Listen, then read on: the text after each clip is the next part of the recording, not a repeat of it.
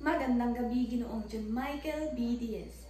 Ako si Binibining Faith Lucila Bodoyo. At ngayong gabi ay ipapakilala ko sa inyo si Ramon.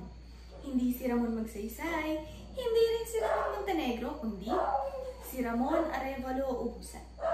Si Ramon Arevalo Ubusan, o mas kilala bilang Ramon Ubusan, ay isang dancer, choreographer, researcher, at cultural historian na malaki ang ambag sa pagpapanatili ng ating mga katutubong sayaw.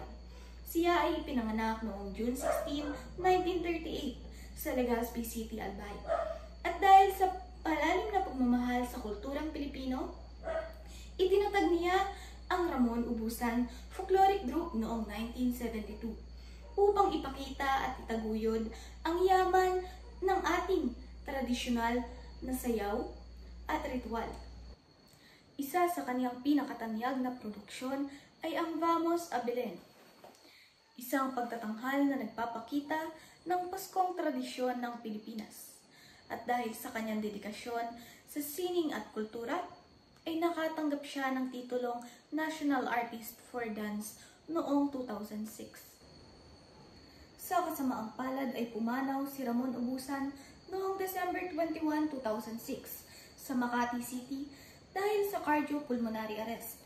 Ngunit sa kabila ng kanyang pagpanaw ay nananatiling buhay ang kanyang ambag sa larangan ng sayaw at kulturang Pilipino. Sa pamamagitan ng kanyang pagsasaliksik at pagtatanghal, ay naipakita niya sa mundo ang kagandahan ng ating pamana. Kaya naman hindi lamang siya isang simpleng mananayaw.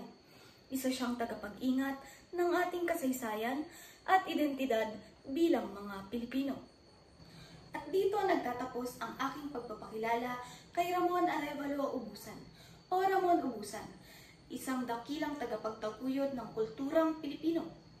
Naway magsilbi siyang inspirasyon sa atin upang ipakilala at ipreserba ang ating sariling sining at tradisyon. Muli, ako si Binibining Faith Lucila Bodoyo. I'd like to be remembered as one who tried very, very hard to make other people understand those neglected people in the backward.